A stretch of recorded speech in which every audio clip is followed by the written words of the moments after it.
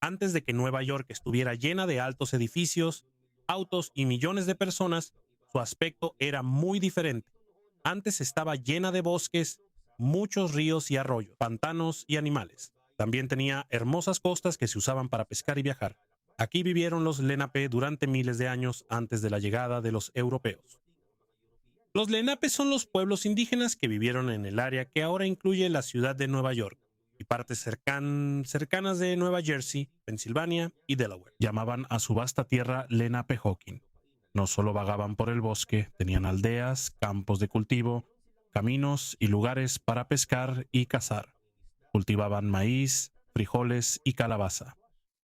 También pescaban y cazaban otros animales para alimentar a sus familias. Manhattan era parte de su territorio. El nombre Manhattan también proviene del idioma de los Lenape.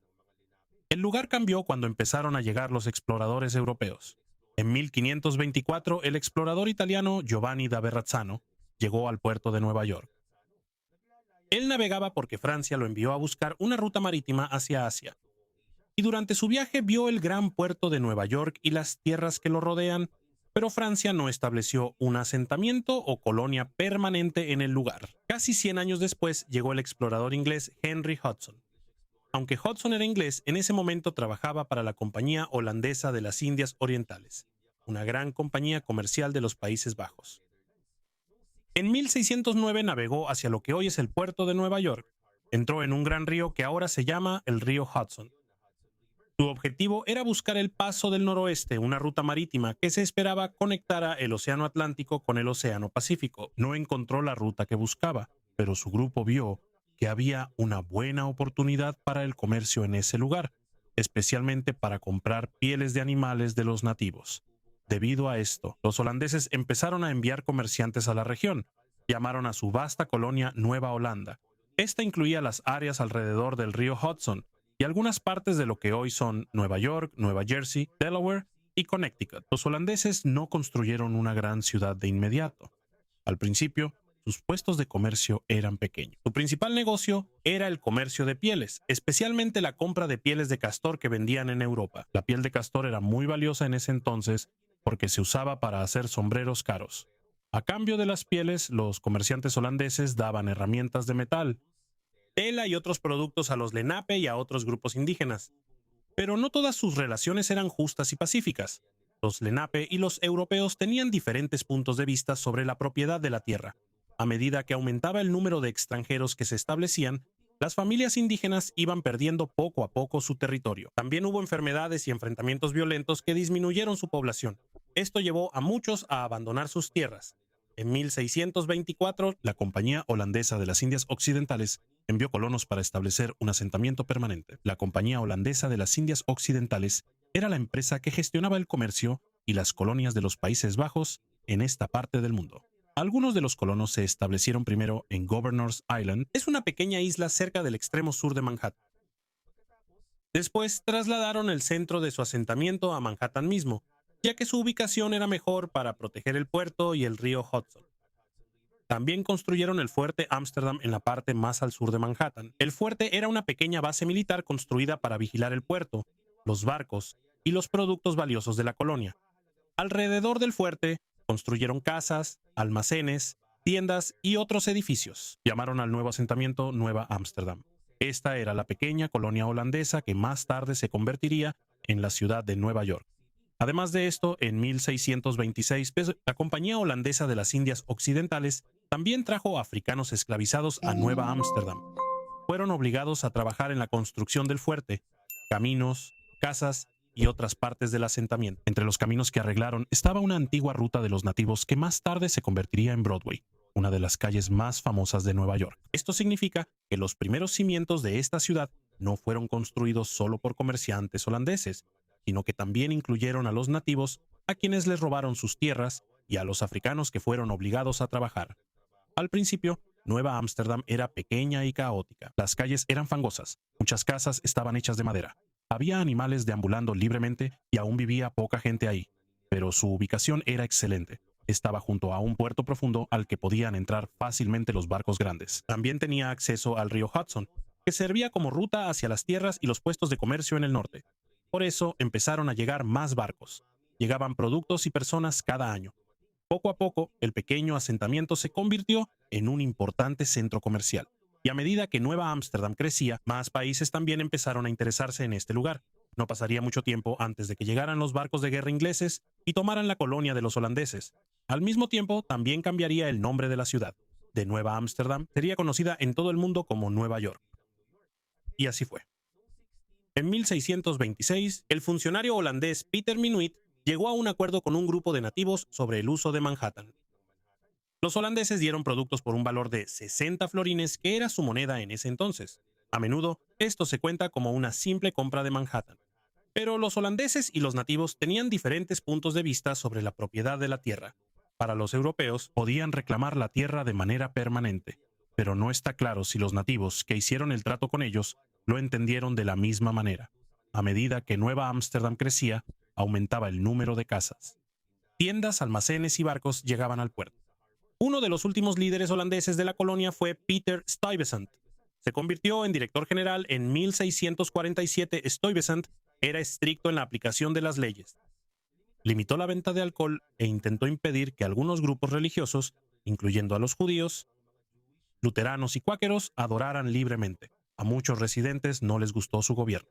La Compañía Holandesa de las Indias Occidentales también lo obligó a ser más flexible en algunos aspectos.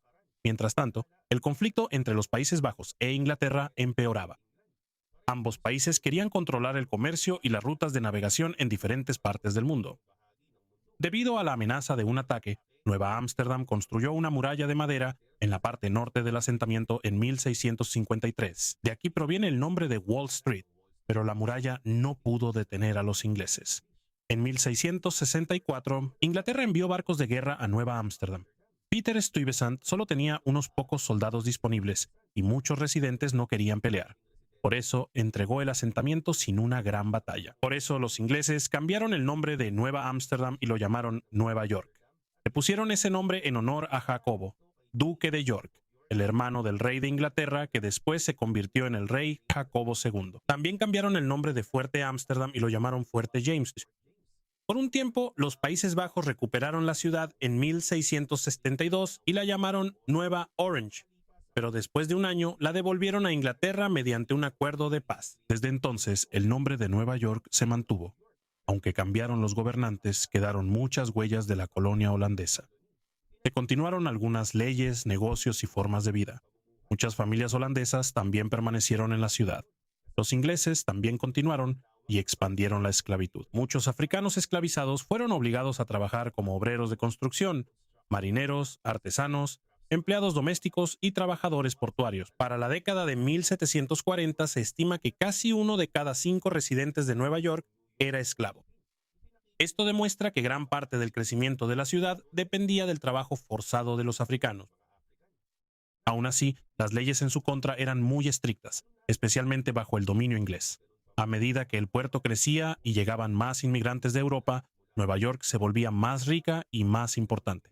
Pero al llegar el siglo XVIII, empezaron a empeorar los conflictos entre Gran Bretaña y sus colonias en Norteamérica. El gobierno británico impuso nuevos impuestos para ayudar a pagar sus gastos de guerra. Uno de estos fue la Ley del Timbre en 1765. Con esta ley era necesario pagar impuestos sobre materiales impresos, como documentos legales, periódicos y otros papeles. Muchos colonos protestaron porque no tenían representación en el Parlamento británico que hacía las leyes. De aquí surgió el famoso lema "No hay impuestos sin representación".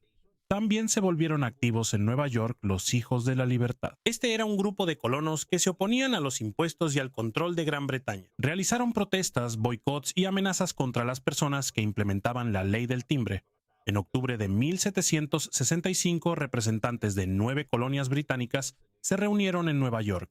A esto se le llamó el Congreso de la Ley del Timbre. Emitieron una declaración diciendo que el Parlamento británico no debía imponer impuestos a los colonos si no tenían representación allí. En ese momento aún no estaban pidiendo la independencia total, pero la reunión ayudó a que los colonos, que antes estaban separados, aprendieran a actuar como un grupo contra Gran Bretaña. A medida que el conflicto se intensificaba, la gente de Nueva York también se dividió. Había patriotas que querían separarse de Gran Bretaña. También había leales que querían seguir siendo fieles al rey británico. En 1775 comenzó la Guerra de Independencia de Estados Unidos. El ejército continental, el ejército de las colonias rebeldes, fue dirigido por el general George Washington. Washington sabía que Nueva York era muy importante. Tenía un puerto profundo, un puerto clave y control sobre la vía hacia el río Hudson. Si Gran Bretaña lo tomaba, podrían usar la ciudad como base militar y cortar la conexión entre las colonias del norte y del sur. Por eso, los estadounidenses prepararon la defensa en Manhattan, Brooklyn y las islas cercanas. Pero en agosto de 1776 llegó una fuerza británica enorme. Ambos bandos se enfrentaron en la batalla de Long Island, también llamada la Batalla de Brooklyn. El ejército británico era más numeroso, más experimentado y más organizado. Rodearon una parte de la defensa de los estadounidenses y atacaron su flanco. El ejército de George Washington sufrió una grave derrota, pero su ejército no fue completamente capturado. Durante la noche, silenciosamente trasladó a miles de soldados de Brooklyn a Manhattan usando botes, logrando salvar a gran parte de sus fuerzas. Sin embargo, el ejército continental ya no podía defender toda la ciudad de Nueva York. Poco a poco se retiraron mientras el control de la ciudad pasaba a manos de Gran Bretaña. Desde entonces, los británicos usarían Nueva York como su cuartel general militar principal en Norteamérica durante casi toda la Revolución Americana. A pesar de esto, después de que el ejército de George Washington fuera derrotado, la ciudad de Nueva York permaneció bajo control británico hasta el final de la Revolución Americana. Los británicos usaron la ciudad como su base militar principal. Desde ahí, enviaron soldados, barcos y suministros a diferentes lugares. En 1783, la guerra terminó con el Tratado de París. Gran Bretaña reconoció la independencia de los Estados Unidos. El 25 de noviembre de ese mismo año, el ejército británico finalmente se retiró de la ciudad de Nueva York. Después de la guerra, la ciudad se convirtió en un importante centro para la nueva nación. En 1785 se convirtió en la capital de los Estados Unidos. Aquí se reunieron los primeros líderes del nuevo gobierno nacional. El 30 de abril de 1789, George Washington juró como el primer presidente de los Estados Unidos en el Federal Hall, ubicado en Wall Street. Aquí también se reunió el primer Congreso de los Estados Unidos y se preparó la Carta de Derechos. La Carta de Derechos son las primeras 10 enmiendas a la Constitución. Después se volvieron importantes derechos como la libertad de expresión y la libertad de religión. Nueva York no duró mucho tiempo como capital. El gobierno nacional se trasladó a Filadelfia en 1790. Pero aunque ya no era la capital, la ciudad siguió fortaleciéndose en los negocios y las finanzas.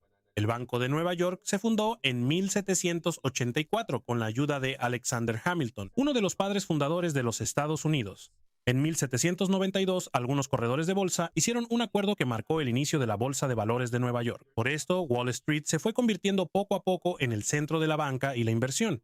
Nueva York se hizo aún más rica cuando se terminó el canal de Erie en 1825 mismo. El canal de Erie es una larga vía fluvial que conectó el río Hudson con los Grandes Lagos. Gracias a esto, los productos del interior del país podían llegar más fácilmente a la ciudad de Nueva York. Desde el puerto de la ciudad, estos productos podían enviarse a Europa y a otros lugares. Bajaron los costos de transporte de productos y aumentó el número de barcos que utilizaban el puerto. Por esto, Nueva York superó a Boston y Filadelfia como el puerto comercial más importante de Estados Unidos. Junto con el crecimiento de los negocios, la población también aumentó rápidamente. En 1800, la ciudad tenía aproximadamente 60,000 residentes. Al llegar a mediados del siglo XIX, ya eran más de 500,000. Muchos inmigrantes de Europa llegaron para escapar del hambre, la pobreza, los conflictos políticos y la persecución religiosa. Entre ellos había muchos irlandeses que huyeron de la gran hambruna en Irlanda. También había muchos alemanes y otros europeos que buscaban trabajo y una nueva vida.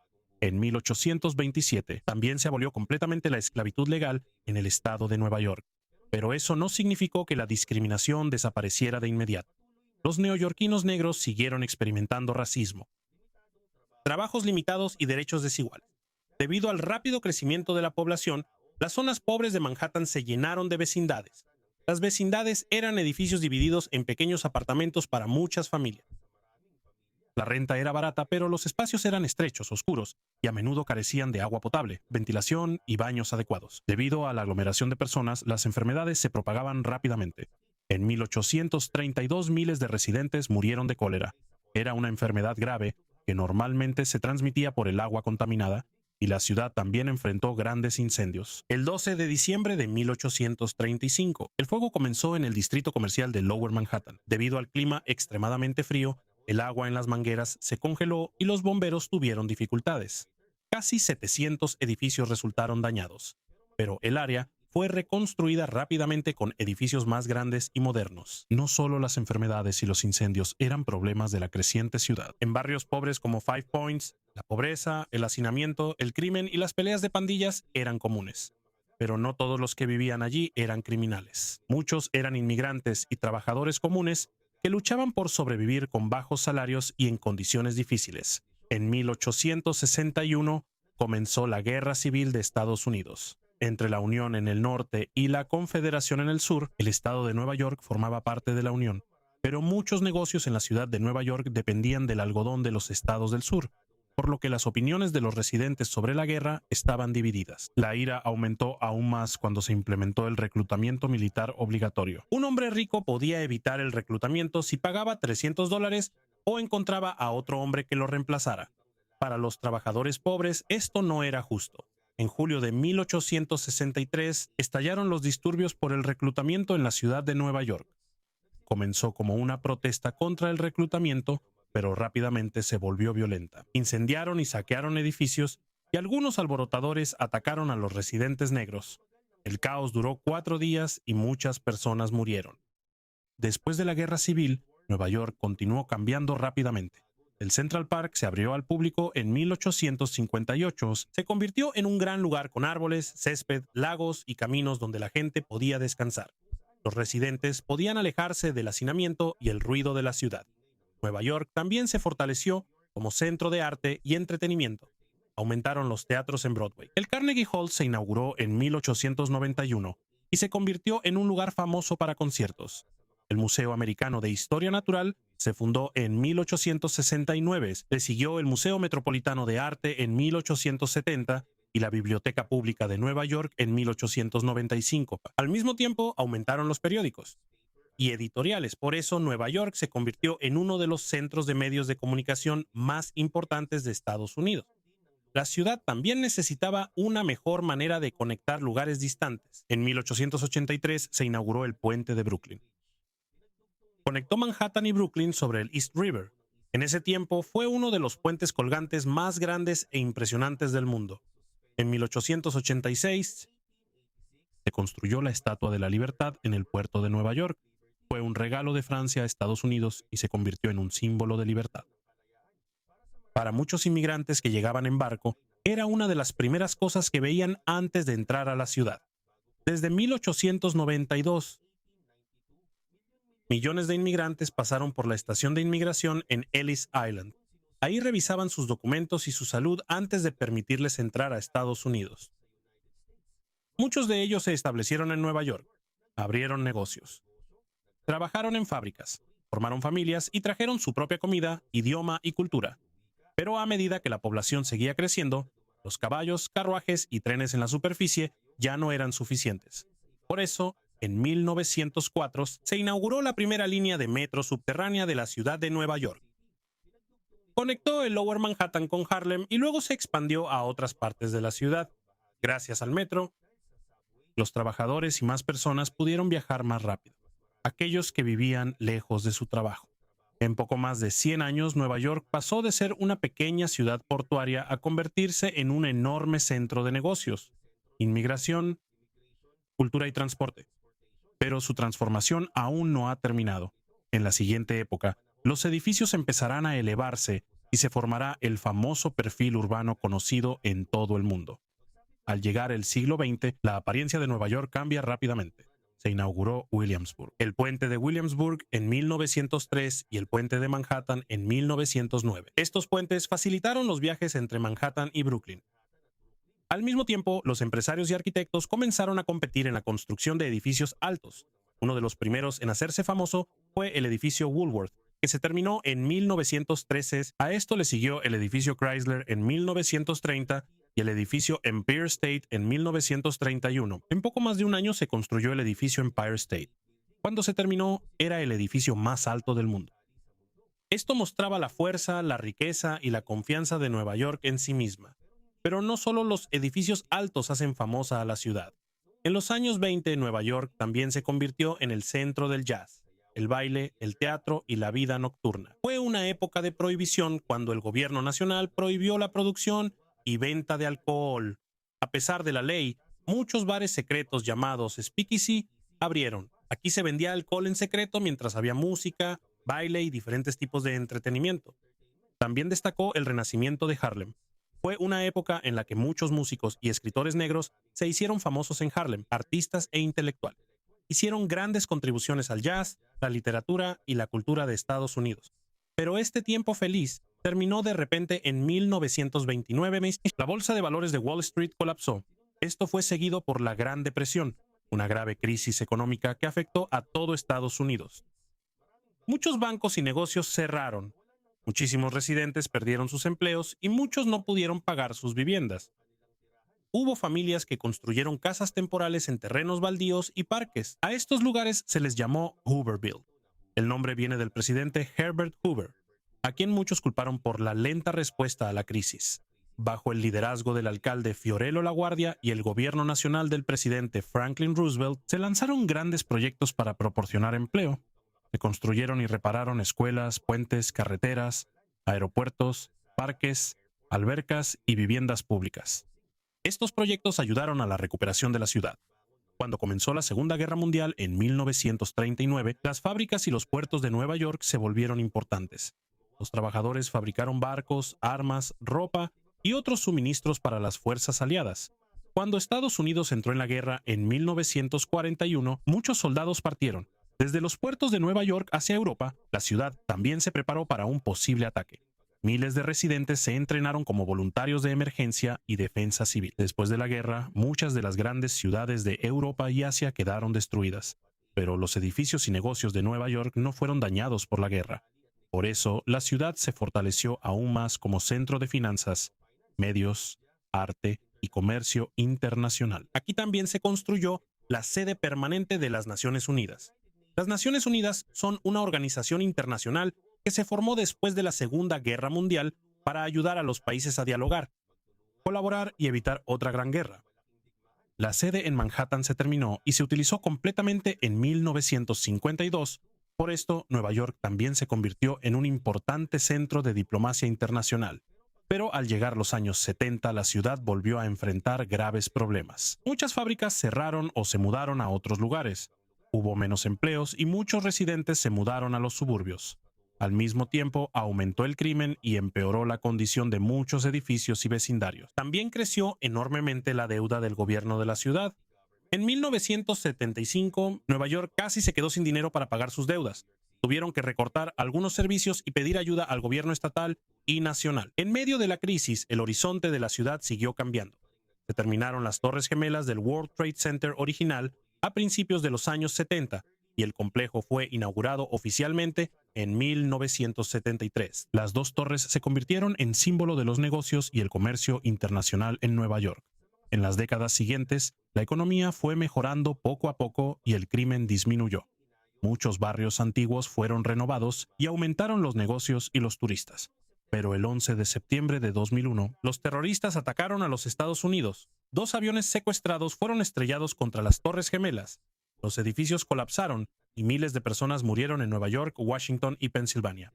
La herida que dejó el ataque en la ciudad fue profunda, pero la zona del World Trade Center fue reconstruida. Ahora en el lugar se encuentra el Memorial para las Víctimas y el One World Trade Center, que se convirtió en parte de la recuperación de Lower Manhattan. La Nueva York que vemos hoy no se construyó en una sola época. Comenzó como tierra de los Lenape.